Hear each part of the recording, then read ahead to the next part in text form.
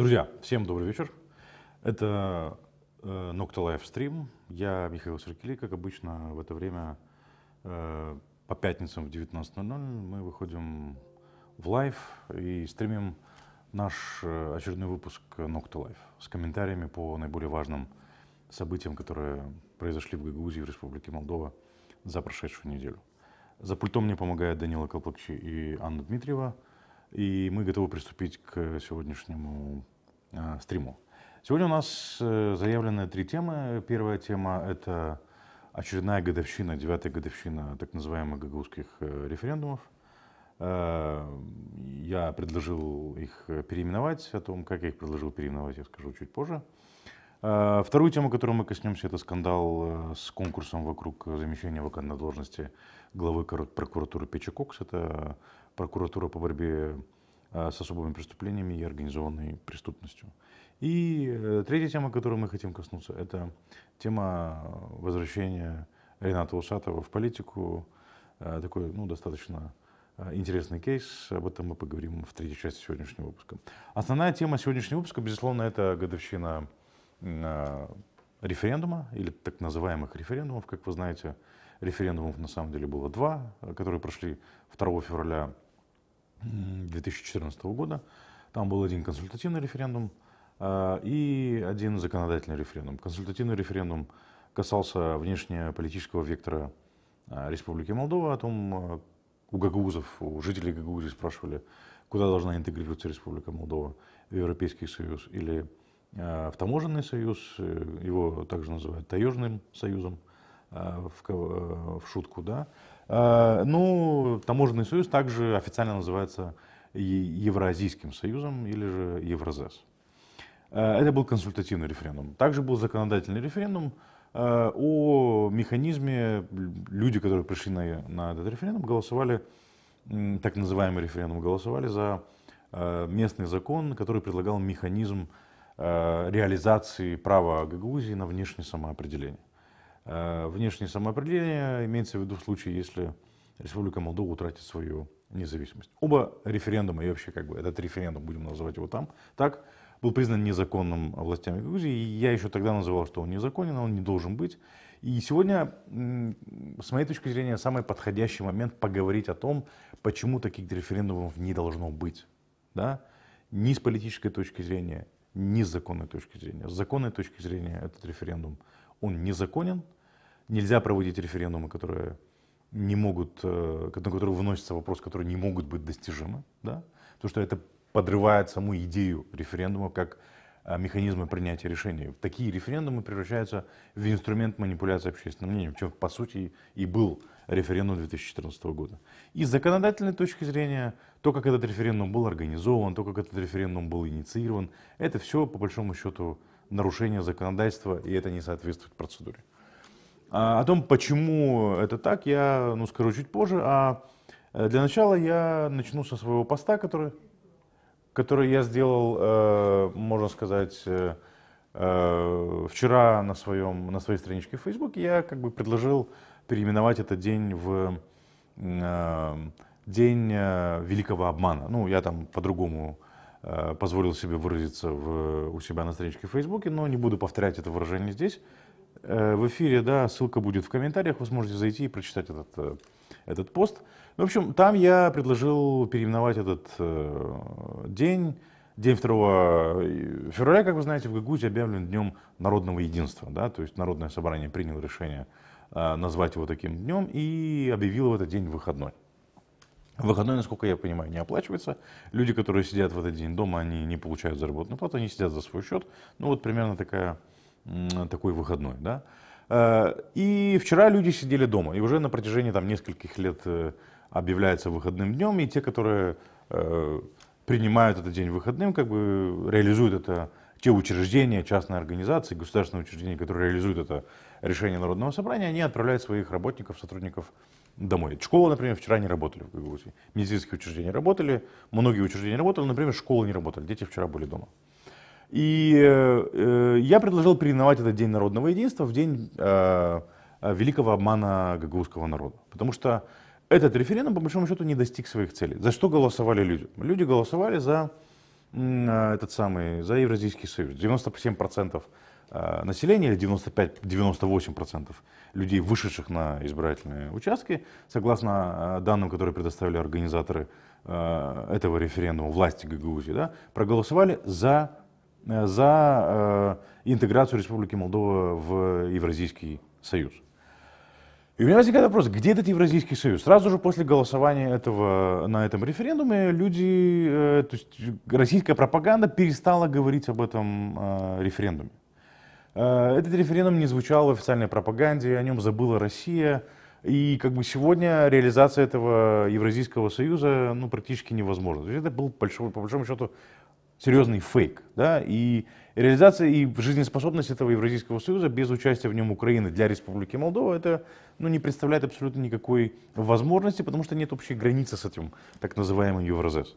Поэтому как бы без участия Украины, какой Евразес? Никакого Евразеса быть не может для Республики Молдова. Тут с этой точки зрения не реализовали. Во-первых, сама Россия, грубо говоря, забросила этот проект, она не стала его реализовывать. Почему она не стала его реализовывать? Потому что на пространстве территориальном, на географическом пространстве, где доминирует Россия, и интеграционные процессы, которые инициирует Россия, она не инициирует их не для того, чтобы создать нормальные интеграционные процессы или союзы, где уважались бы члены. Это просто, отвлечь внимание, пиар-ход, пропагандистский ход для того, чтобы придержать при себе пока страны, которые дальше она собирается поглотить или оккупировать. В принципе, потому что российская политика и российская внешняя политика, она направлена только на поглощение и оккупацию на территории бывшего Советского Союза. А вот этот таможенный союз, он был ребята, подождите, пока мы решимся вас оккупировать с политической точки зрения, с военной точки зрения, да, а вы пока тут посидите вот тут у нас в приемной, да, в предбанничке, пока мы там наберем необходимых сил, наберем вооружение, подготовим свою армию. В принципе, что и сделала Россия. Потому что они перестали говорить об этом, потому что они прекрасно понимали, что они рано или поздно поглотят или поглотят бывшие страны Советского Союза, что они, в принципе, и начали делать в Украине. Потому что Российская империя, восстановленная без Украины, не имеет абсолютно никакого смысла. Вот они, в принципе, и начали этот процесс, и забыли, а там уже если бы у России удалось поглотить весь Советский Союз или бывшие страны Советского Союза, то какой таможенный союз? Уже о таможенном союзе и не говорили бы. Поэтому таможенный союз это был фейк, его не существует, его как бы и быть не может для Республики Молдова. Вот этот вот фейк, по большому счету, жителям Гагаузии и продали. И я предложил переименовать это, потому что это на самом деле был обман. Все прекрасно понимали, с моей точки зрения, что этот референдум нереализуем. Вернее, этот референдум предлагает фейковые вопросы, которые нереализуемы на самом деле. Второй вопрос, который предлагали, да, это законодательный референдум. Какое самоопределение Гагаузии? Самоопределение Гагаузии составилось 23 декабря 1994 года в форме автономно-территориального образования Гагаузии в составе независимого суверенного государства Республика Молдова. Это и есть и внешняя, это и внутренняя самореализация гагаузского народа или гагаузской автономии, какое хотите, да, потому что без Республики Молдова, куда гагаузская автономия денется? Вот у меня к людям, которые предлагали этот механизм и которые постоянно время от времени настаивают на этом механизме, простой вопрос. Хорошо, допустим, наступает тот момент, когда Гагаузия получает право на свое внешнее самоуправление. Допустим, да, то есть представим себе такую гипотетическую ситуацию. Что будет делать Гагаузия? Гагаузия объявит свою независимость. Гагаузия попыталась быть независимой с 90 по 94 год, была непризнанная Гагаузская республика. И что? Получилось? Нет, не получилось. На территории Гагаузии Кишиневу подчинялись все. Медучреждения, институты образования, школы, даже полиция подчинялась Кишиневу. Единственный, кто не подчинялся Кишиневу, не подчинялся первый этаж того здания, где сейчас находится исполком и Народное собрание. Там находилось Народное собрание, да, вернее, на втором этаже. И третий этаж, где находился президент Гагаузской республики и правительство Гагаузской республики. Только они не подчинялись Кишиневу. Все остальное подчинялось Кишиневу. Более того, экономически и финансово это было несостоятельное образование, и это, в принципе, все поняли к 1994 году, поэтому, в принципе, и приняли предложение, которое сделал Кишинев. Независимость нереалистична, нереально это. Второй момент, окей, присоединиться к России, ну где Россия, где границ общих нету, да? То есть присоединиться к Турции, да кто ж в Турции пойдет на это? Присоединиться к Украине, к Румынии. Как вы видите реализацию этого права на внешнее самоопределение? Вы хоть скажите людям, чтобы люди понимали, о чем идет речь. Вы же не рассказываете это. Поэтому с этой точки зрения, с какой точки зрения не посмотри, это все фейки, и это нереалистично. Еще раз повторюсь, самоопределение гагаузского народа произошло 23 декабря 1994 года. В форме автономного территориального образования Гагаузии и Гагаузии это и внешнее, и внутреннее самоопределение. Поэтому Гагаузия и политическое руководство Гагаузии, и народ Гагаузии должны держаться за это автономное территориальное образование и вместе с Республикой Молдова идти туда, где гарантии автономного территориального образования будут обеспечены, где гарантии гагаузов, как нас меньшинства, будут обеспечены, где гагаузии как территориальная автономия будут защищены. Это возможно на сегодняшний день только в Европейском Союзе. Вот поэтому как бы руководство Гагаузии, политическое руководство Гагаузии должно стремиться к этому. И вместе с руководством Республики Молдова идти в этом направлении и ускорять этот процесс. Да? То есть поддерживать все реформы, которые требует Европейский Союз, поддерживать все преобразования, которые требует Европейский Союз, для того, чтобы мы оказались как можно скорее там. И тогда эта форма самоопределения гагаузского народа в виде автономного территориального образования Гагаузии и Гагаузии, она будет закреплена навеки и будет иметь международную защиту и международную гарантию. А так это все фейки, понимаете? Поэтому эти фейки кидали как консультативный референдум, который предлагал Евразийский союз и таможенный союз, это фейк, потому что нет Евразийского союза и нет таможенного союза. Так и вот это вот внешнее самоопределение, которое там намекает на сепаратизм, оно тоже нереалистично по ряду причин, по географическим причинам, по экономическим причинам, по политическим причинам, каким хотите. Это невозможно. Поэтому, как бы, что предлагали, ничто из этого не может быть реализуемо. Но, несмотря на это, очень многие люди верят в этот референдум и, по большому счету, считают, что это был важный день, это был правильный день, хотя, с моей точки зрения, Гагаузия в очередной раз, и сегодня, 9 лет спустя, глядя на этот референдум, ты понимаешь, что как бы опять выставила себя не в очень хорошем свете, и народ здесь не виноват. Виноваты политические лидеры, которые повели за собой народ в этом направлении и объяснили людям, предложили людям какую-то иллюзию, которую невозможно было реализовать, которая нереализуема была с самого начала. Давайте посмотрим, что думают по этому поводу люди 9 лет спустя, как они видят этот референдум и как они видят эти события 9-летней давности. 2 февраля 2014 года в Гагаузии прошло 2 референдума. Первый, чтобы узнать мнение жителей автономии, какое направление выбрать в Молдове. Второй – за право Гагаузии на внешнее самоопределение в случае, если Молдова потеряет статус независимого государства. Что жители автономии помнят об этом референдуме и как бы они проголосовали сегодня. Знаете, какой сегодня праздник? Что с Гагаузией, что ли? Говорят, референдум какой-то. День референдума. Годовщина референдума. Годовщина проведения референдума в Гагаузии. О, референдум, это очень большой праздник, как Пасха. Остановитесь, у нас еще пару вопросов. Вот такой праздник. Для бездельников каждый день праздник, правильно? Вы участвовали в референдуме? Нет, не участвовала. Я на голосование не хожу и не знаю. К сожалению, нет. Да, участвовал. Конечно, голосовал. Я участвовала в референдуме, но, честно сказать, я уже просто и не помню. Интеграция. Я даже не помню. Можем рассказать, если вам интересно, что там было? Мне не интересно вообще. Голосовали тогда? Конечно. Я голосовала за единство Молдовы. За то, что мы процветали в своей Гагаузии в составе Молдовы. А знаете, какие вопросы были вынесены на этот референдум? Не знаю. А если можете сказать, за что голосовали? Если Молдова теряет свой суверенитет, то Гагаузия имеет право отделиться и принять самостоятельное решение, быть дальше какой страной. Что-нибудь все будет нормально, отделиться Россию. Мы за Россию, мы не за Европу. А какое решение вы тогда приняли, если помните? Только за Россию, Евразес как-то. Как он, евразийский, да. Да, и сегодня... Я голосовала только за соединение Российской Федерации с народом, который за мир на земле без войны. Россия, когда пришла в Советский Союз, она нас, наших родителей, почистила от шеи, вылечила, учителей дала, все дала. И если бы вы голосовали, допустим, в этом году опять на таком референдуме? Также голосовала бы. Именно так же. Сегодня Так же. проголосовали. Я Мнение бы- не изменилось? Нет, наше мнение наоборот еще хлеще. Сложный вопрос для меня, давайте.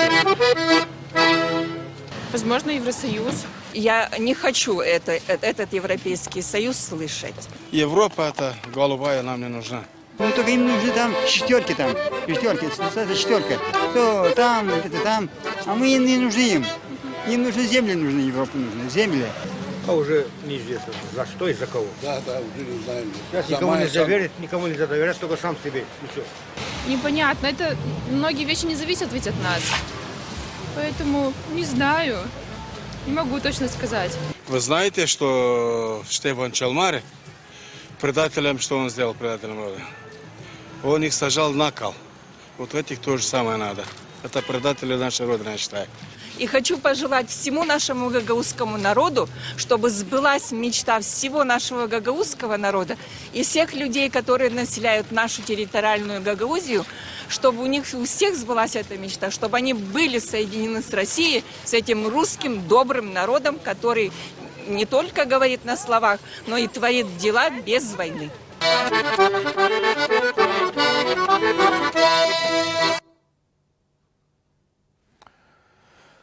Ну вот, друзья, это мнение народа.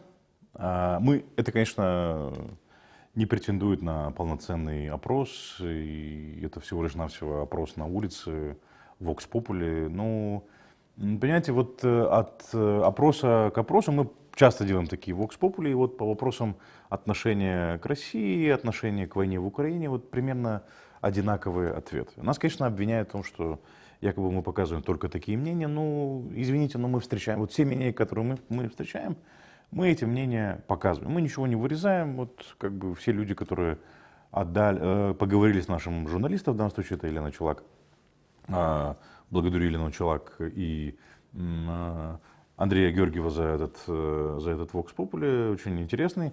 Вот все люди, которые говорят с ними, с журналистом, с Еленой, мы всех даем, да? И эти мнения такие, какие они есть. Как бы мы ничего не вырезаем, никакой цензуры. Пользователи, которые хотят к нам, то есть убедиться в том, что можете прийти вместе с нашим репортером, пройтись по Камрату, и вы увидите, да, что это мнение людей. И оно, к сожалению, такое, какое оно есть. Да, видите, весь набор этих самых стереотипов, предрассудков о самих же себе, да, то есть как бы Россия пришла и почистила нас от вшей, научила нас и так далее. То есть, как бы это унижение, унизительное отношение к самим себе в этом вопросе, да, то есть как бы незнание своей истории, чем была Гагаузия до того, как пришел сюда Советский Союз, да, как бы наши села и крестьяне могли бы дать фору, там, не знаю, очень многим российским крестьянам, которые жили там за Уралом или в Сибири. Но люди не знают свою историю, и вот это вот им сказали, что русские там дали нам, научили нас кушать белый хлеб и почистили нас от вшей. Вот они в это и верят. И очень показательно мнение вот женщины, благодарим ее за честность, да, которая сказала, что как бы, ну, эти же референдумы были про воссоединение с Россией. То есть, как бы, люди все прекрасно поняли. Люди поняли, о чем вот этот вот таможенный союз, как бы, да, это посидите в предбанничке пока, да, мы тут соберемся с войсками и производим оружие, да, а потом придем вас захватим, как бы, и уже не нужно будет никакого таможенного союза. Вот об этом был таможенный союз с точки зрения России.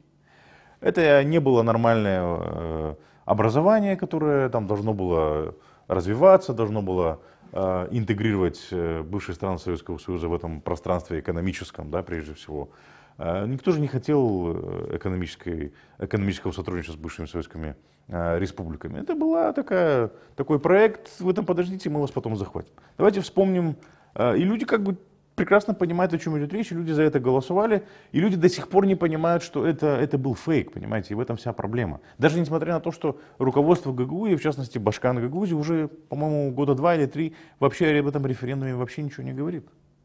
Еще после того, как она стала Башканом, Ирина Влах, она каждый год проводила конференции, каждый год проводила форумы, да, где обсуждала о том, что это событие, обсуждала о последствиях этого события. Вот коллеги дают фотографию, да, о том, что Это очень важная историческая веха в истории гагаузского народа. Там собирались спикеров из России, из Гагаузии, вот огромное количество людей, такой очень представительный политический форум.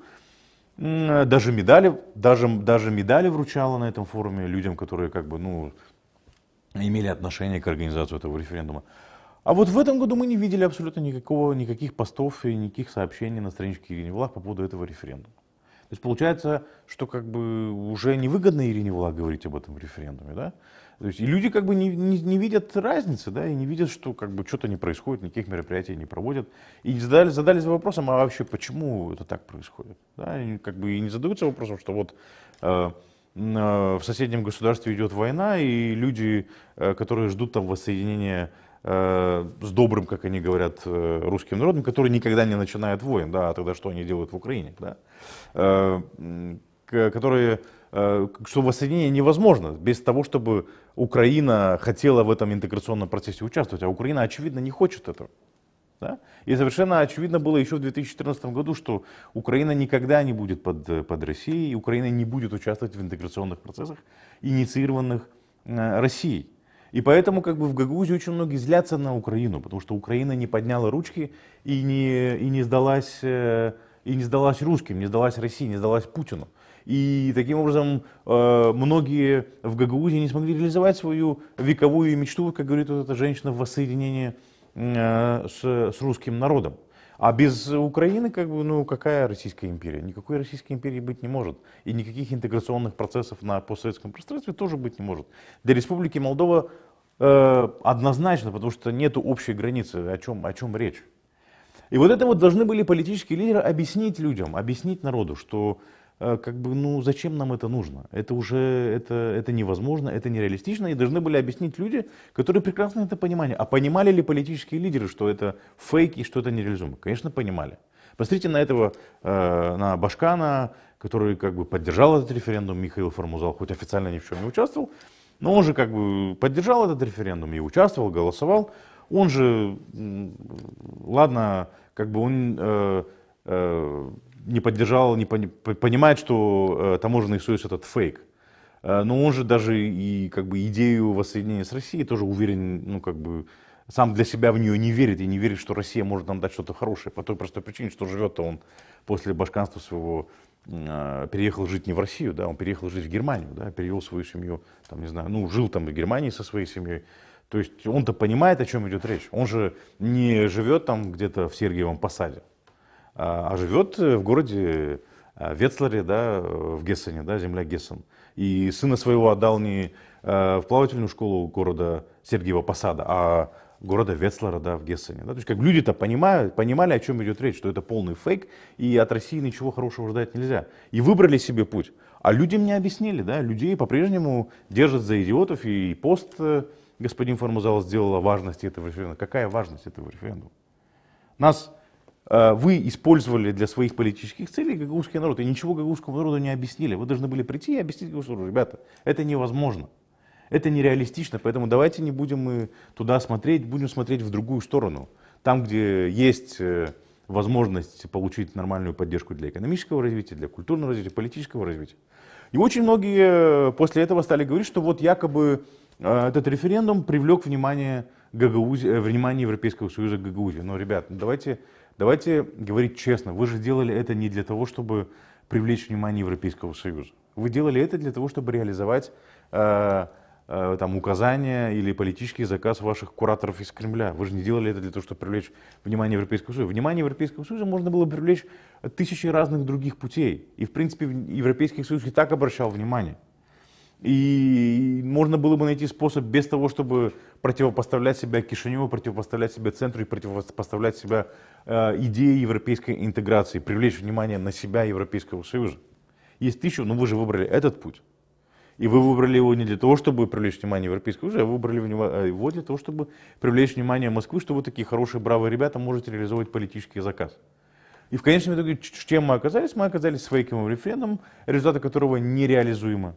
Не потому, что там их не производят в Молдове, а потому что, еще раз повторюсь, идея интеграции в Российский Союз — это полный фейк. Даже те страны, которые сегодня или тогда участвовали в этом Евразийском союзе Казахстан, Беларусь и Россия, там идет дезинтеграция, ну, как минимум, между Казахстаном и Российской Федерацией, да, то есть Казахстан потихонечку закрывает границу для граждан России, да, для того, чтобы не было большого наплыва тех, кто убегает от мобилизации в России. Про Беларусь мы вообще не говорим, это не независимое и не суверенное государство. Это государство оккупировано путинской Россией. Там уже фактически официально находятся войска Российской Федерации. Оно фактически оккупировано. Какое независимое государство, какой союз? Никакого союза там нет.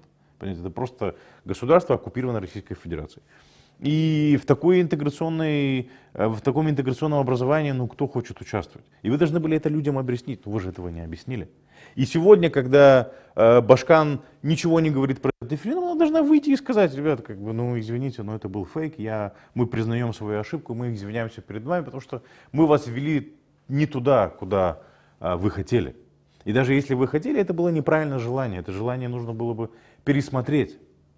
Но вы же этого не сделали, вы по-прежнему рассказываете людям сказки. Вы посмотрите, что происходит на общественном телевидении. На общественном телевидении вот буквально сегодня вышла передача с участием трех, можно сказать, политических деятелей Гагаузии. Бывший зам Башкана или зам председателя исполнительного комитета при Формузале Валерий Янеогло, депутат Народного собрания Сергей Чумпаеш и бывший депутат Народного собрания Иван Бургуджи. Давайте посмотрим, о чем говорит. Мы просто дали коротенький ответ. Ну, в принципе, он достаточно длинный, 3 минуты 40 секунд. Но я предлагаю посмотреть его, там фейк на фейке, да, где Валерий Янеогло объясняет, почему нужно было проводить этот референдум и вообще кто был его инициатором, зачем нужно было его делать. Ну, давайте посмотрим 3 минуты 40 секунд. Там еще раз фейк на фейке. После этого мы прокомментируем каждый из этих фейков, который кидал Валерий Янеогло. Давайте посмотрим. Кому принадлежала идея проведения референдума в нашей автономии? Валерий Федорович, с вас начинаем. Ну, добрый день. Вы знаете, наверное, этот вопрос я бы немножко как бы перефразировал и начал бы, а почему все-таки возникла ситуация, которая привела к тому, что вот мы заговорили о референдуме. Что происходило в те времена? Не секрет, люди помнят, что пошли унионистские очень серьезные течения, которые предполагали, что хотим, не хотим, нам надо оторваться от России, от того вектора и присоединиться к объединительным идеям, связанным с созданием большого румынского государства. Это один момент. Мы помним, когда пошли, тоже как инициатива была, принятие закона о реституции. Закон о реституции предполагает возврат имущества тем людям, которые владели этими собственностями в период румынской оккупации. Мы понимаем, что многие наши жители начали, чувство страха начало преобладать. Почему? Потому что тогда все начали размышлять над тем, что завтра-послезавтра придут и заберут и землю с Гагаузии, и практически забрав землю, значит, нас вынудят отсюда уехать. Большинство людей были в страхе, испугались этого. Это реально была такая ситуация. В плане экономическом возникла ситуация, когда начали отсекать полностью взаимодействие, связанное с продажей продукции, промышленной продукции, сельскохозяйственной продукции для России. Поэтому возникла ситуация, когда люди поняли, что придет день, когда они не смогут произведенный продукт продавать. Было предложено подписание ассоциации между Европейским Союзом и Молдовой. И вот эта ассоциация, она стала последней каплей в той чаше, которая наполнялась. И мы однозначно поняли, что сегодня, в тот момент, необходимо принимать какие-то шаги для того, чтобы это все остановить. На заседании правительства я неоднократно выступал и просил хотя бы перевести этот документ, потому что этот документ, непонятно, что такое ассоциация. И когда единственное, что было сделано, это был переведен документ, подписание этого документа очень инициировалось быстро.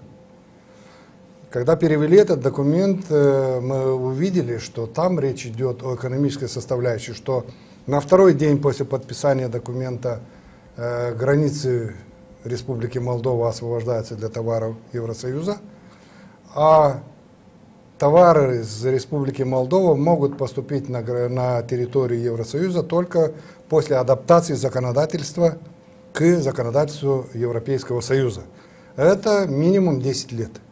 Это означало, что практически все эти шаги приведут к тому, что будет уничтожено производство в Молдове, а уничтоженное производство говорит о том, что государство дальше существовать не может на свои деньги. Оно может существовать только на то, что ему принесут. Вот это ситуация. Более того, с экономической, с военной точки зрения, речь шла о том, что НАТО имеет возможность начинать деятельность на территории Республики Молдова. Ну вот, друзья, в общем, вот эти вот 3 минуты 40 секунд начинается передача с выступления Валерия Янеогла, бывший зампредседателя исполнительного комитета Гагаузии. В те годы, когда проводились эти так называемые референдумы, он же был председателем, насколько я понимаю, инициативной группы по организации, то есть как бы официально участвовал в организации этого референдума. Да? Теперь давайте по очереди, да, то есть какие основные фейки закинул господин Янеогла. О том, что тогда были разговоры про УНИР. Ну, УНИР — это самая большая страшилка, которая запугивает гагаузов уже на протяжении 30 лет. Но мы 300 раз говорили на этой передаче и на других площадках, что УНИР не была возможна ни в 90-х годах, невозможно ни сейчас. Потому что для УНИР нужно, чтобы два государства приняли решение. Румыния и Молдова через соответствующий референдум, что в принципе невозможно. Более того, это, помимо того, что это внутриполитические вопросы обеих стран, это еще и геополитический вопрос. Румыния — часть Европейского Союза, и я не думаю, что Европейский Союз будет рад тем, что фактически перерастет еще одной страной. То есть, как бы, это, ну, с какой бы точки зрения вы ни посмотрели, это, ну, просто невозможно, потому что и вопрос УНИР снимается автоматически после интеграции Молдовы в Европейский Союз, и там снимаются два вопроса. Снимается вопрос о разделенном румынском народе и снимается вопрос о разделенном гагаузском народе. Интеграция Молдовы и Украины в Европейский Союз убирает границу между Молдовой и Украиной, Республикой Молдова и Украиной, и тогда разделенный гагаузский народ, который живет по обе стороны границы Украины и Республики Молдова, воссоединяется и может свободно ездить друг к другу, заниматься экономическим обменом, культурным обменом, каким хотите обменом. То же самое и с разделенным румынским народом, да, то есть как бы интеграция Республики Молдова в Европейский Союз снимает вопрос с границами, создает дополнительные вопросы, связанные с культурным обменом, экономическим сотрудничеством и так далее и тому подобное. Поэтому как бы этот путь выбран Республикой Молдова, и этот путь выбран Европейским Союзом для Республики Молдова, поэтому Республика Молдова идет по этому пути. Поэтому УНИР — это вообще фейк, которыми запугивают, к сожалению, абсолютно всех людей в Республике Молдова уже очень много лет, и в Гагаузии жители, к сожалению, на эту страшилку очень сильно ведутся. Второй момент — реституция. Да? Ну, вот это самый настоящий фейк и уже выдуманный фейк сейчас. Его тогда, кстати, не было, да, в 2014 году. Про реституцию вообще ничего не говорили, сейчас откуда-то появилась реституция. Давайте отвечу господину Янеогла про реституцию. В 2014 году вопрос о реституции не обсуждался. Я сегодня буквально, когда увидел это видео, я позвонил председателю Ассоциации бывших депортированных и политических заключенных Республики Молдова, господину Александру Постико, который, что называется, в теме, который несколько дел вел не только в Республике Молдова, но и в Европейском суде по защите прав человека Совета Европы, да, связанным с реституцией. И человек знает эту тему досконально и знает, когда какие инициативы принимались. В Республике Молдова есть закон о реабилитации от 1992 года. Еще в 1992 году был принят закон. В 2006 году, если я не ошибаюсь, да, было принято постановление правительства о введении в действие этого закона. И там есть статья 12 в этом законе о реабилитации, связанная с реституцией. Эта статья гласит о том, что как бы люди, которые хотят реабилитации, они обращаются в соответствующие комиссии. Эти комиссии есть при каждом районном совете. В Гагаузии они есть при исполнительном комитете Гагаузии.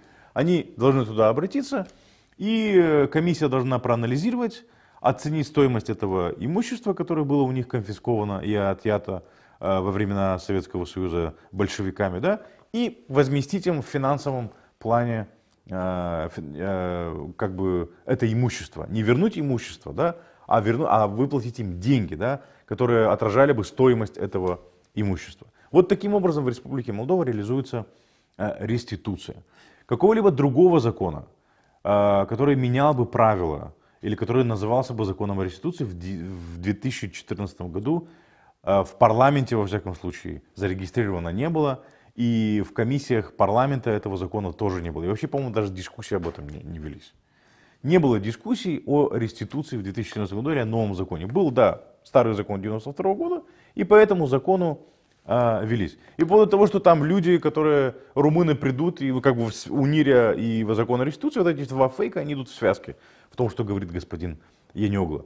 Ну, во-первых, политическая позиция членов ассоциации бывших депортированных и политзаключенных заключается в том, что нужно вернуть им их имущество. И это не граждане Румынии, да, это граждане Республики Молдова, потому что землей и имуществом на территории Гагаузии или в гагаузских селах там, не знаю, в 46-м или в 40-е годы, когда это имущество советская власть отбирала, владели гагаузы местные, да. Были зажиточные крестьяне, у которых было там по 10, по сотне гектаров земли. Это были гагаузы, и они сегодня граждане Республики Молдова. И закон о реабилитации предусматривает реституцию для граждан Республики Молдова. Ни для каких граждан Румынии этот закон не предусматривает ничего. Это называется deepfake, это самый настоящий фейк. И это придуманный фейк сейчас, потому что, еще раз повторюсь, тогда этот фейк не обсуждался. И зачем нужно спустя 9 лет придумывать новые фейки? Да? Мало того, что вы используете... Ладно, тогда нужно было, понятно, каким-то образом оправдать ваше проведение вами этого референдума. Но зачем делать это сейчас? 9 лет спустя, когда, еще раз повторюсь, совершенно очевидно, что обосрались же с этим референдумом. Ввели людей в заблуждение, оставили эти... я прошу прощения, тут меня подсказывают, да, прошу прощения за такую лексику, да, грубо говоря, обманули же людей, не надо же придумывать эти фейки и дальше. Зачем эти фейки продолжать продвигать уже 9 лет спустя, когда совершенно очевидно, что эти референдумы ни к чему не привели и не могли ни к чему привести. Дальше. Экономика и, скажем так, оттеснять экономически от России. Извините, в 2014 году от российской экономики Молдова оттесняла сама Российская Федерация. Своими эмбарго, там же были и создаванием своих миграционных кризисов, тогда создавали для молдавских гастарбайтеров проблему, да, то есть люди вынуждены были искать там что-то для себя.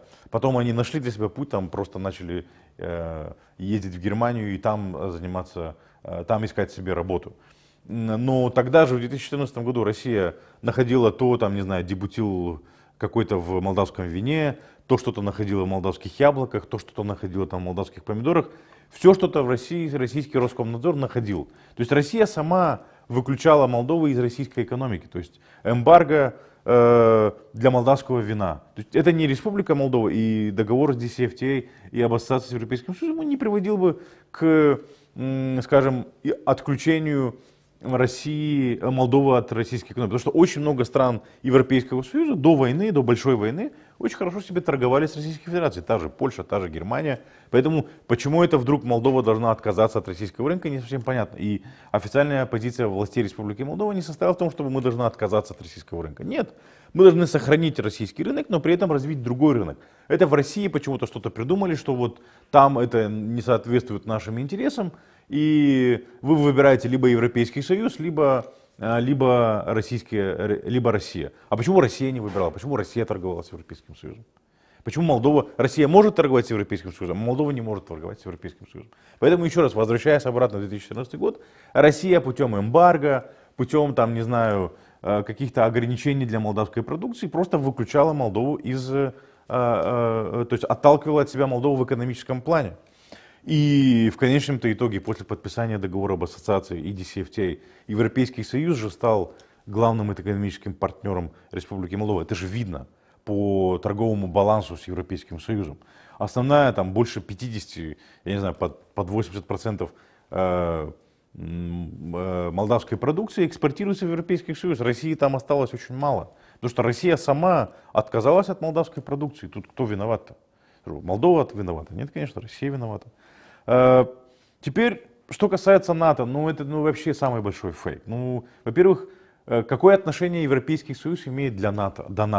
НАТО это и Европейский Союз совершенно две разные структуры. Там есть страны в Европейском Союзе, которые не являются членами НАТО. В частности, Австрия не является членом НАТО. Да? Финляндия не являлась до недавних пор членом НАТО.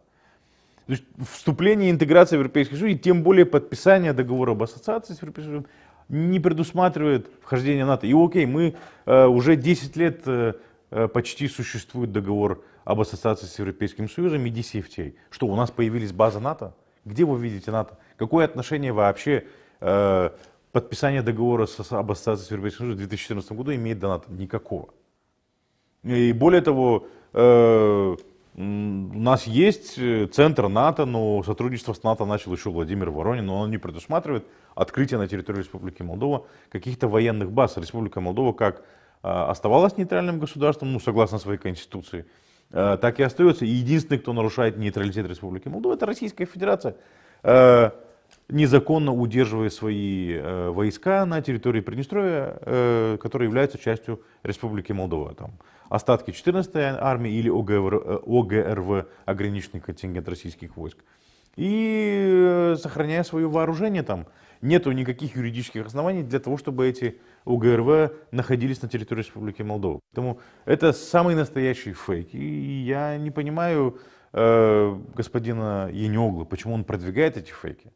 Понимаете, это просто обман. Зачем их продвигать? Я не понимаю, 9 лет спустя.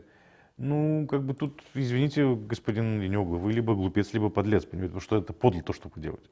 Вы занимаетесь подлыми вещами, потому что вы нагнетаете ситуацию, или вы не понимаете, либо вы делаете это умышленно. Поэтому, я думаю, здесь нужно иметь хотя бы долю ответственности, если вы претендуете, тем более лидер политической партии, претендует на что-то, на какие-то должности в Гагаузии, это безответственно с вашей стороны. Так нельзя. Теперь, резюмируя, да, жители Гагаузии, к сожалению, большинство, во всяком случае, те, кто участвовал или часть тех, кто участвовал, да, не могут признать, что это был обман, самый большой обман в истории гагаузского народа.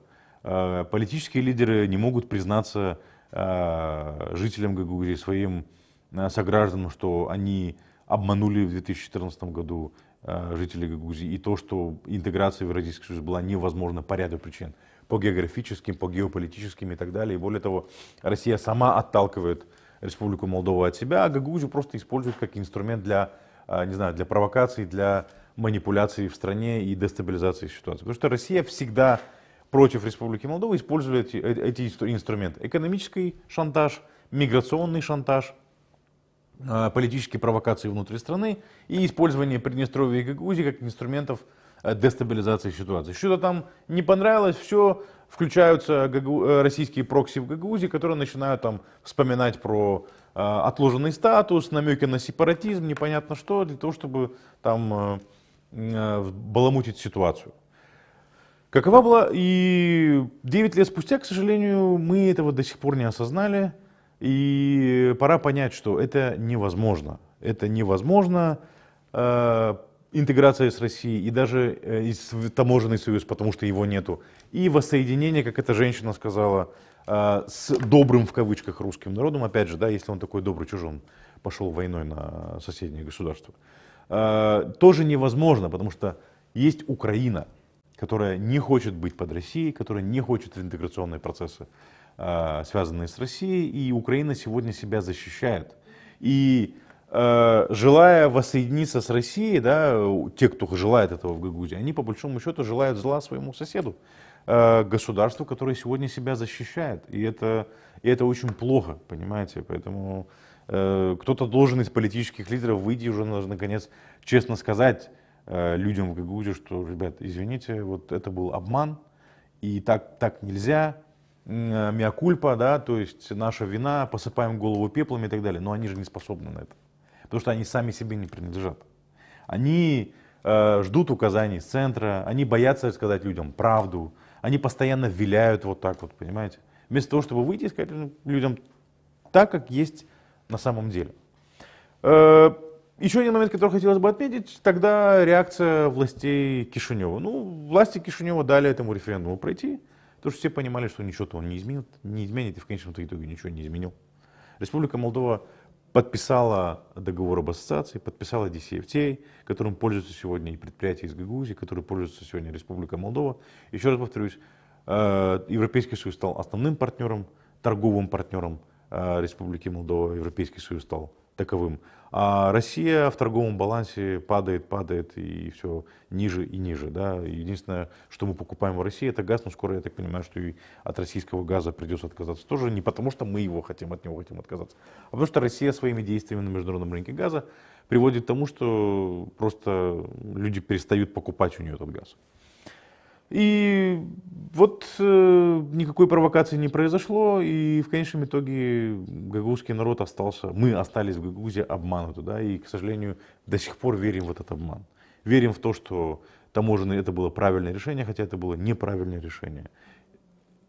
И не можем найти мужество признаться в этом, к сожалению. Но я думаю, что наступит день, когда у общества найдется достаточно мужества, и у политических лидеров найдется достаточно мужества прийти людям сказать правду, как она есть. Лучше горькая правда, чем сладкая ложь. И тут, понимаете, в чем проблема? Проблема в том, что люди в Гагаузии не обращают внимания, почему люди в Гагаузии, скажем, ждут этого.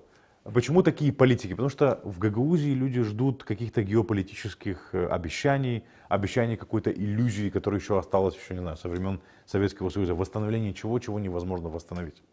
Если бы люди в Гагаузии ждали от гагаузских политиков, не знаю, там, решения местных проблем. Вот сегодня Камрад до сих пор воняет, да, то есть до сих пор не решили проблему, не знаю, канализации, до сих пор не решили проблему очистных сооружений. Если бы жители Гагаузии ждали и требовали от политиков, которые претендуют на выборные должности, решения их повседневных проблем, да, канализации, дороги, не знаю, там, сфера социальных услуг, сфера образования, да, то есть более качественное, повышение качества, то тогда и жизнь становилась бы лучше, и тогда политики вынуждены были бы людям предлагать эти решения. Понимаете, лучше синица в руках, чем журавль в небе. А они им предлагают журавля в небе. Смотрите, вот воссоединение с Россией, реализация там какой-то многовековой мечты, и которая, ну, на самом деле нереализуема. А при этом решают какие-то свои вопросы, вешают лапшу людям на уши. Вон Формузал выступал за стратегическое партнерство с Россией, но сам почему-то все эти годы жил в Германии. Как бы, ну, не совсем понятно, нет?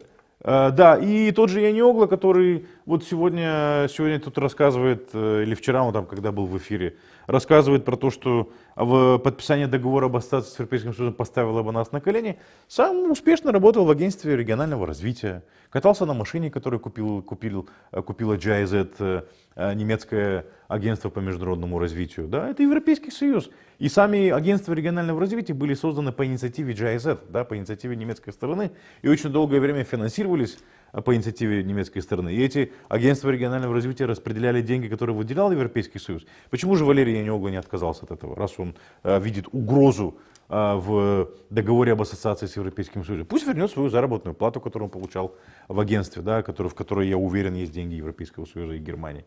Пусть, не знаю, вернет деньги, которые он тратил на бензин, катая себя на машине, которую купил Европейский Союз. Что такой большой, не знаю, там, боишься Европейского Союза, но при этом пользуешься европейскими деньгами. И у меня под постом начал писать там, как бы там, Бог тебе судья и так далее и тому подобное. И очень многие, кстати, стали угрожать.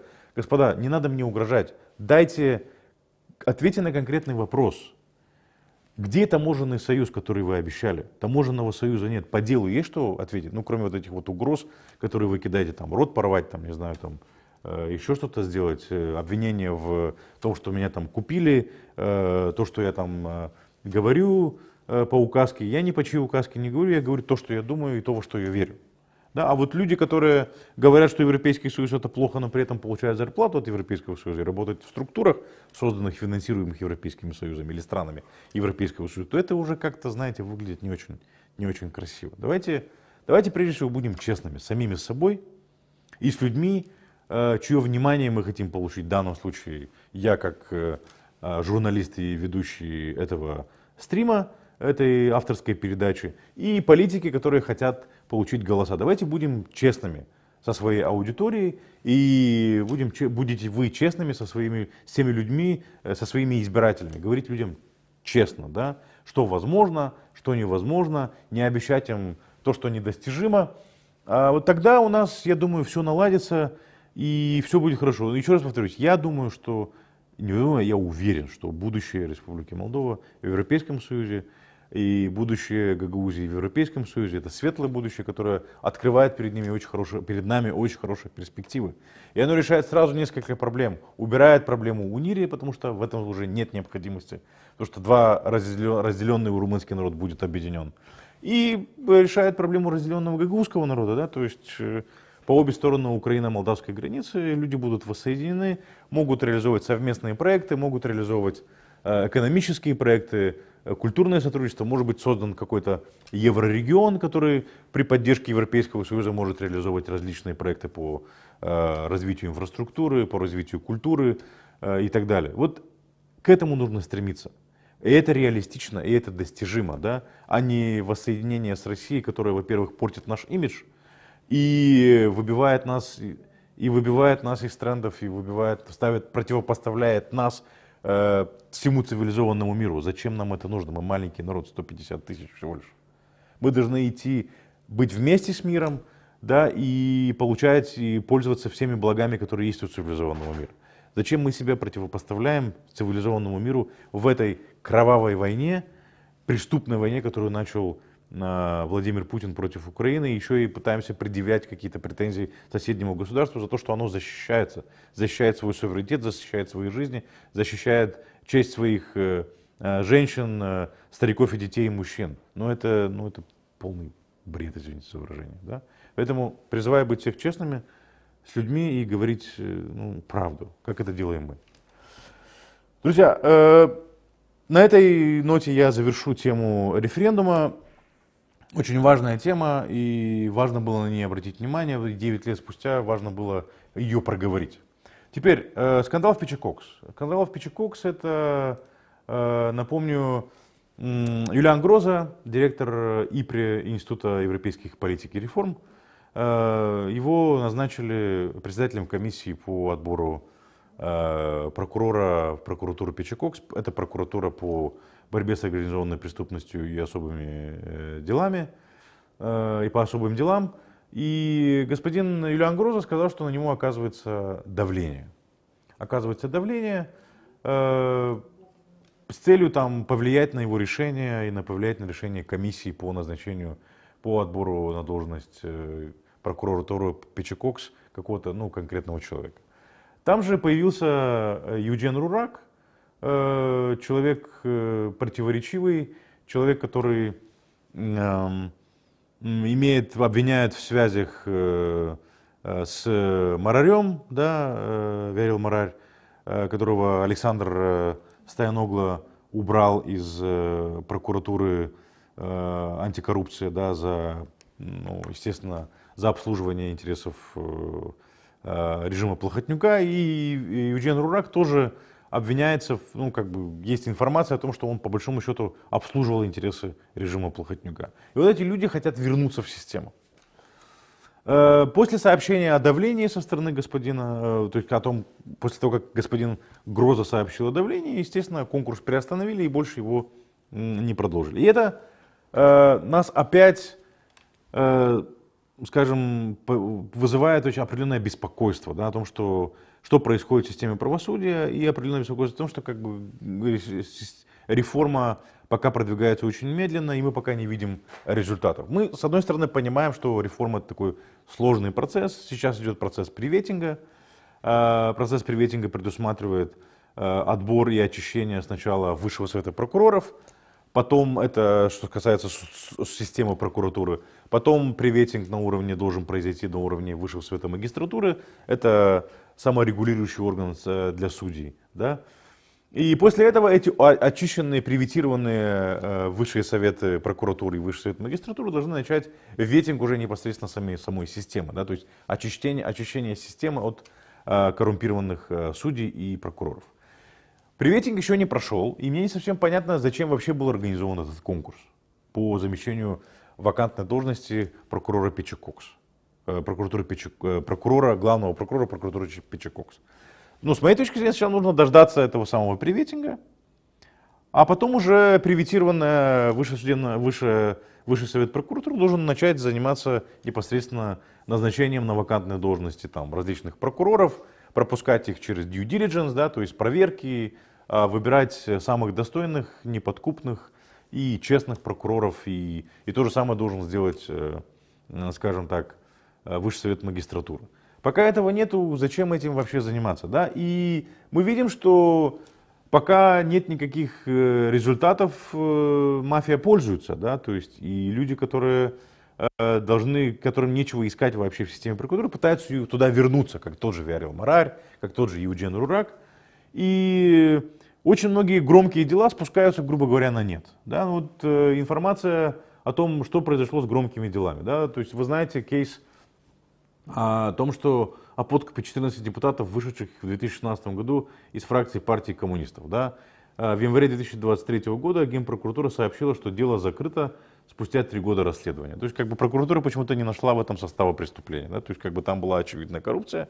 Есть куча информации о том, что этим людям заплатили деньги за то, чтобы они ушли из партии коммунистов и потом примкнули к партии демократов. Но прокуратура почему-то не нашла никаких доказательств. Дело закрыто. Дело в отношении Тамары Кишко-Доневой, судья Высшей судебной палаты. В марте 2022 года у нее провели обыски по делу о незаконном обогащении. 22 сентября ее вывели из-под уголовного преследования. Еще одно громкое дело, оно фактически спущено на нет.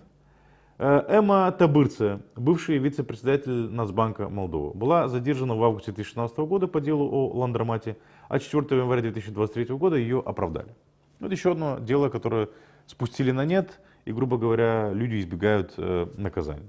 Дарин Дамир, глава Молдавской бойцовской ассоциации ФЕА, да, то есть как бы это глава боевиков Плохотнюка, его так называют. Да. С июля 2021 года до начала 2022 года находился в изоляторе. Его обвиняли в шантаже директора компании ProImmobil. Обвинение сняли в декабре 2022 года. Пожалуйста. Марина Таубер, депутат от партии ШОР, задержана в июле 2022 года по делу о незаконном финансировании партии. Сначала находилась в изоляторе, но потом ее освободили под домашний арест, который затем заменили на судебный контроль.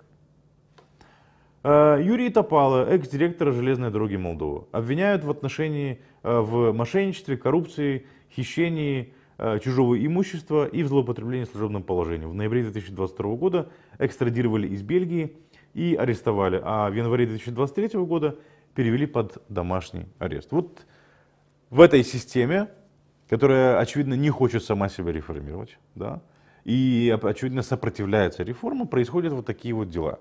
Люди избегают наказания, и что является сигналом, что делать можно все, что угодно, да, и ничего им за это не будет. Поэтому призываем правительство как можно быстрее довести до конца реформу системы правосудия, для того, чтобы, наконец, мы поняли, что у нас есть будущее, да, будущее и возможность избавиться от этих коррупционных схем, потому что если это все останется и люди избегут наказания, более того, если еще и вернуться в систему правосудия, то, ну, к сожалению, ничего хорошего нашу страну не ждет. А этого очень не хотелось бы. Хотелось бы скорейшей реформы и скорейшей интеграции в Европейский Союз, потому что это является одним из важнейших условий для ускорения интеграции Республики Молдова в Европейский Союз.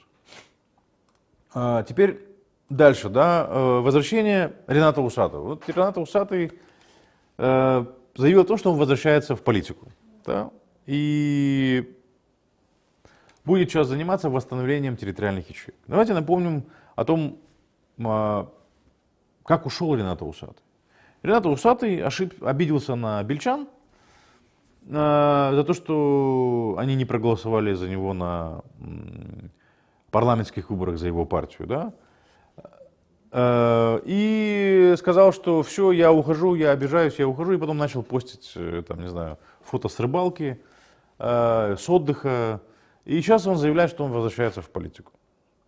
И с моей точки зрения, это как бы он пытается играть на поле пророссийской оппозиции и использует тот же нарратив.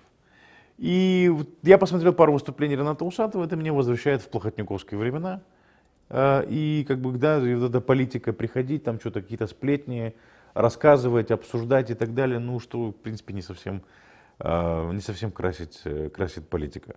И заход его был такой, как он вернулся, он начал называть войну войной, он был у Георгия Гонца на Н-Патру, он сказал, что да, это война, которой не должно быть, но опять начал продвигать нарратив, который продвигает партия социалистов и пророссийские, обвиняя правительство в том, что оно не едет в Россию и не договаривается с Путиным по поводу газа. Ну, послушайте, ну какие договоренности с Путиным, о чем вообще идет речь? Я понимаю, что там кураторы в Москве уже разрешают своим курируемым называть войну войной, да, можно даже критиковать Россию, можно называть ее преступной войной, да, но при этом продолжать тот же нарратив, да, о том, что вот нужно ехать договариваться с Россией. Ну так если Россия развязала преступную войну, о чем с ней договариваться? Если Путина называют главным террористом или спонсором-пособником терроризма, о чем с ним вообще договариваться? То есть нужно призывать к тому, чтобы Путин остановил эту войну и вообще как бы предстал перед международным трибуналом для того, чтобы люди могли, я не знаю, там восторжествовала справедливость за те преступления, которые совершаются в соседнем государстве. Поэтому вот это вот возвращение, которое, ну, баламутит страну, и очень много людей, кстати, которые последовали за Ренатом Усатовым, особенно в Гагаузии, да, то есть тот же примар вулканист Виктор Петров, как бы, которые поставили фактически все, Петрёгло, извините, да, которые поставили фактически на карту все, что у них было, да, то есть в надежде, что партия пройдет, а партия не прошла, и Ренат Усатов ушел, и люди остались один на один с теми проблемами, которые у них после этого начали возникать, политическими прежде всего. Поэтому, ну, возвращаться, опять же, ну, посмотрим, что из этого получится, но это опять же нас возвращает к вопросу об ответственности политиков, да, ответственности перед своими избирателями, перед своими сторонниками, перед людьми, которые их поддерживают, и перед своими соратниками, потому что как бы с таким подходом и с такой политикой, я думаю, мы далеко не уйдем. Друзья, это все, что, в принципе, я хотел прокомментировать. Мы уже, ну, фактически час в эфире. Я призываю всех задавать вопросы.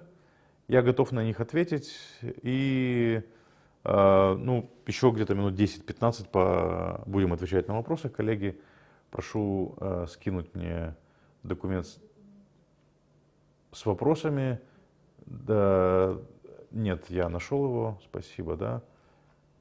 Да, ну вот у нас есть уже вопросы. Фулгуция, приветствуем вас, наш постоянный зритель. Благодарим вас за активность и за ваши вопросы. Фулгуция спрашивает: Михаил, что вы думаете по поводу отзыва послов Турции из 9 стран Запада? Сильно ли это угрожает мирной стабильности в Европе? Ну, вы знаете, Турция... Эрдоган ведет свою игру, безусловно. Эрдоган, сейчас в Турции выборы, идет фактически избирательная кампания. У Эрдогана очень большие проблемы. В Турции очень серьезный экономический кризис, в Турции небывалая инфляция. Вы знаете, наверное, да, что турецкая лира сравнялась фактически с молдавским леем, что было, ну, немыслимо еще несколько лет назад. И как бы... В Турции, кстати, инфляция больше, чем в Республике Молдова. Там, по-моему, под 80% инфляция, если не ошибаюсь. И Эрдоган хочет переизбираться. В этих условиях, конечно, Эрдогану переизбираться очень сложно. И Эрдоган использует вот эту тему антиисламизма, которая возникла в той же Швеции. Да? То есть там у Эрдогана со Швецией очень, ну, недопонимание в связи с тем, что Швеция предоставляла убежище членам Курдской рабочей партии и защищала курдов, да, как бы на которые, скажем так, на которых возбуждены уголовные дела в Турции. И, как вы знаете, когда Швеция и Финляндия начала интеграцию, заявила о том, что она хочет вступить в НАТО, там сразу встал вопрос с Турцией. Турция проголосовала за утверждение заявки Швеции и Финляндии. Но теперь начались процессы, скажем так, политические недопонимания, разногласия, прежде всего между Швецией той же и Турцией, потому что в Швеции правые радикалы вышли и сожгли недавно Коран. И Эрдоган, естественно, использует это для своей политической предвыборной борьбы, потому что на экономическом фронте ему особо похвастаться нечем, да, он и начинает торпедировать, что называется, религиозные темы, потому что Эрдоган, его партия, они исламистские партии, это умеренный ислам, да, но это они объединяют вокруг себя людей, прежде всего религиозных людей в Турции, и уже очень много лет он благодаря этому сохраняет свою власть. То есть поэтому, очевидно, я думаю, что часть избирательной кампании, то есть Эрдоган позволяет себе такие выходки, но с другой стороны, он, когда нужно продемонстрировать, что он надежный союзник Запада, Эрдоган это делает. Как в случае, как с голосованием за утверждение заявки Швеции и Финляндии. Я не думаю, что это грозит каким-то серьезным международным кризисом. Я думаю, господин Эрдоган просто решает свои внутренние политические проблемы таким образом, да, используя в этом внешнюю политику и геополитику. Еще один вопрос от Фулгуции. Почему все желающие не отколятся от Молдовы, если им так опостылило и не поедут всем скопом в Российскую Федерацию? Ну, знаете, я бы этот вопрос, наверное, задал политикам, да, которые баламутят воду, потому что с народа как бы, ну, тут взятки, что называется, знаете, гладкие, люди ведут туда, куда их ведут их политические лидеры. И тут вопрос больше к политическим лидерам. Они-то понимают это да? Они, во всяком случае, они должны понимать, в чем интерес Гагаузии. Они должны понимать, что хорошо для Гагаузии, а что для Гагаузии плохо. И они должны давать себе отчет, что интеграция в таможенный союз и вот это вот желание, культивирование желания воссоединиться с Россией, это плохо для Гагаузии, это не соответствует нашим интересам. И это невозможно, исходя из той геополитической ситуации, которая сложилась. Исходя из того, что Украина сопротивляется, и Украина выдерживает этот натиск России, и Украина выстоит, да, потому что весь мир помогает Украине. Помогает политически, помогает финансово, экономически и, самое главное, военно, да, потому что и помогает Украине выстоять в этой войне. И в этой условии надеяться на то, что у Гагаузии получится воссоединиться с Россией, это полный, что называется, как вам сказать, это безумие. Это безумие нужно остановить. И вопрос нужно задавать гагаузским политикам, да, которые, еще раз повторюсь, призывают всех к тому, чтобы объединяться с Россией, но при этом живут на Западе, понимаете, живут в Германии. И вот к таким политикам нужно предъявлять претензии. Что они вообще здесь делают, что они вообще делают на Западе. Может, вы, ребята, как-то, не знаю, переедете жить в Россию, раз вы ратуете за интеграцию в таможенный союз или таежный союз, и идите, переезжайте в тайгу, не знаю, там, покупайте себе дома, идите жить в тайгу, раз вы нас призываете. Нас сюда звать не надо, нам и здесь неплохо.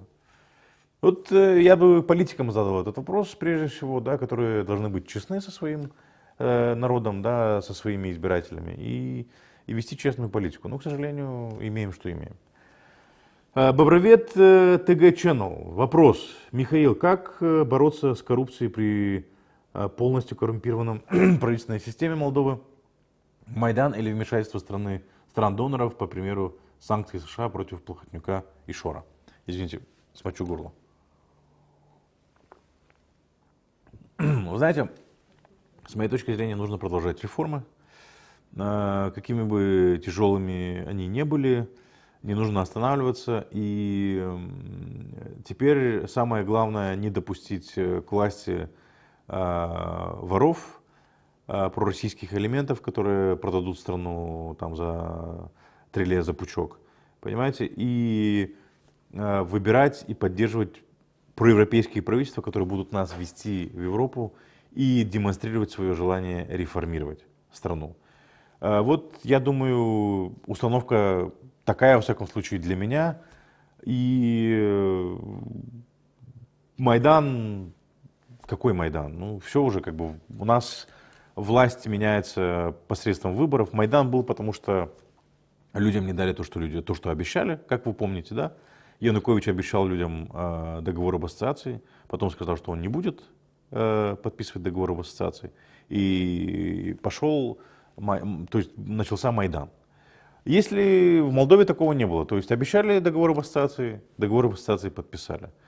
Выборы заканчиваются, побеждает одна партия, другая партия уступает место, уходит. И когда кто-то начинает сопротивляться, как Плохотнюк, тогда люди выходят на улицу. Да? Но что касается реформы правосудия, нужно проводить реформы.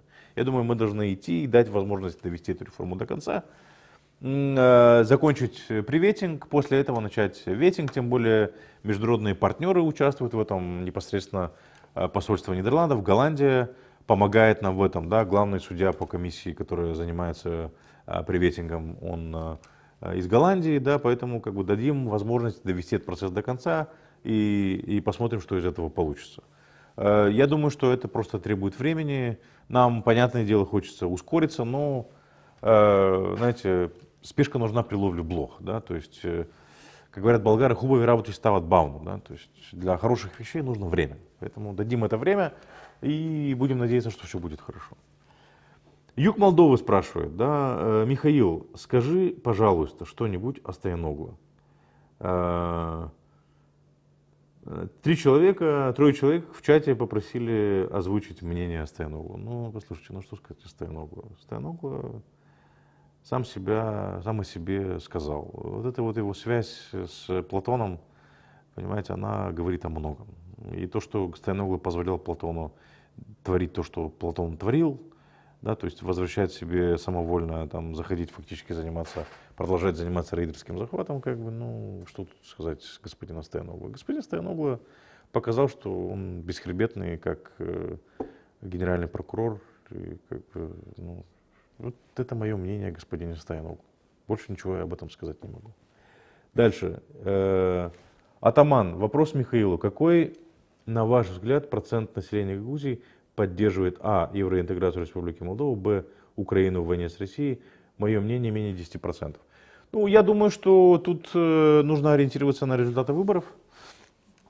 5% проголосовали на последних президентских выборах, имею в виду. 5% проголосовали за Майю Санду.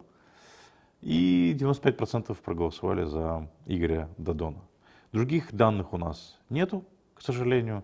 Я надеюсь, что вот эта вот ситуация людей многих отрезвила. Безусловно, ситуация меняется, и, на всяком случае, мне хочется на это надеяться. Да? Я думаю, что она меняется медленно, но она меняется. Но, к сожалению, да, большинство, если не подавляющее большинство, к сожалению, до сих пор на стороне России, не поддерживают Украину, не поддерживают устремление Украины защитить свою независимость и суверенитет, и это очень плохо.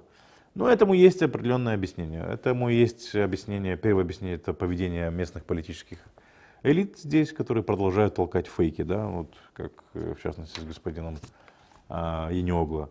И российская пропаганда имеет неограниченный доступ к информационному пространству Гагаузии. Вот эти два фактора, которые, к сожалению, делают свое дело и формируют общественное настроение в Гагаузии. Влада спрашивает: Михаил, как вы думаете, кто претендует на должность Башкана в Гагаузии вместо Влах? Ну, уже несколько, как минимум один человек обозначил скажем так, свое намерение участвовать в башканских выборах. По-моему, в последнее время на всех башканских выборах участвовал. С 2006 года, если не ошибаюсь, это Николай Дудогло. Другой кандидат — это Виктор Петров, которого социалисты уже расхваливают по полной. Ну,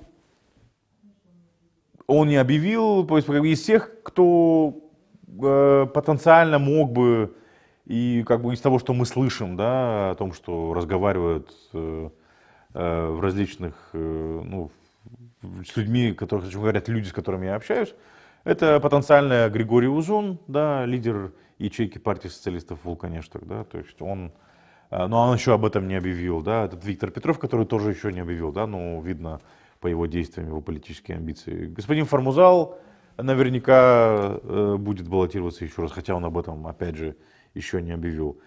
В общем, посмотрим, да, время еще есть. Кстати, вопрос так и открыт. Состоятся выборы 30 апреля, не состоятся.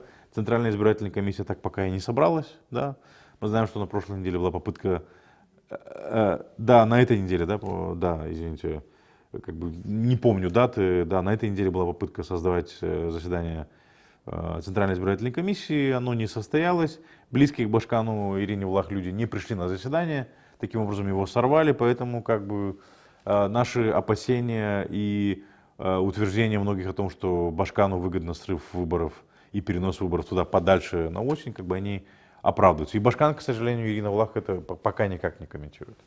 Поэтому посмотрим, кто еще изъявит свое желание, но поскольку кандидаты еще раз не объявляют о своем намерении еще, значит они наверняка знают и понимают, что выборы, скорее всего, не пройдут 30 апреля. Влада опять спрашивает, да, другой вопрос от Влада, да, Михаил, какова ситуация с пропажей гуманитарного зерна в Гагаузии? Брата Башкана Ирины Влах привлекли к ответственности.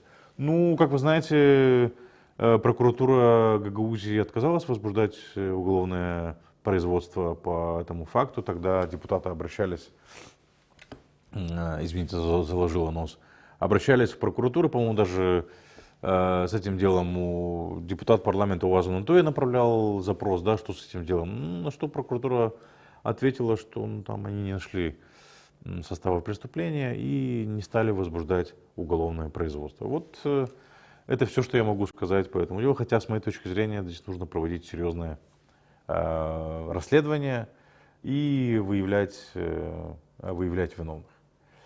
Дальше, юг Молдовы. Михаил, как ты думаешь, ну я не знаю, кто это, ко мне обращаются на ты, Украина имеет за что обижаться на Молдову, ведь мы ничем не помогаем в военном плане. Ну, я думаю, что обижаться на Молдову не надо. Молдова делает, что может. Молдова приняла беженцев, Молдова помогает беженцам. Молдова, ну, как минимум, на уровне руководства Республики Молдова политически поддерживает Украину в этом, на всех международных площадках призывает международное сообщество, ускорить поддержку Украине для того, чтобы Украина себя защищала. Вот буквально недавно на встрече с премьер-министром Дании президент Республики Молдова Майя Санду еще раз подчеркнула, да, и отметила тот факт, что защищая себя, Украина защищает и нас. То есть на уровне политического руководства страны есть полное понимание и полная поддержка. Просто я думаю, что мы не во всех инициативах, не во всех санкциях можем участвовать. Ну а с военной помощью, поддержкой, ну какую военную поддержку мы можем оказать? Военную поддержку мы оказать не можем, потому что у нас нет военного потенциала. Военный потенциал Республики Молдова на нуле. Мы как бы пока слабенько с пониманием того, что нам самим нужно наращивать военный потенциал. Ну, надеюсь, что дальше такое понимание будет. Поэтому военно мы вряд ли, наверное, сможем помочь Украине. Да? Важно, чтобы Молдова оказывала политическую поддержку Украине, да, и помогала украинским беженцам, людям, которые ищут убежище здесь и скрываются от войны. Это все, что может и все, что должна сделать Республика Молдова, с моей точки зрения. Друзья, это был последний вопрос, на который я ответил. Мы 1:20 в эфире. Я благодарю всех тех, кто был с нами сегодня этот 1:20, смотрел нас, задавал вопросы, комментировал. Мы очень ценим вашу поддержку.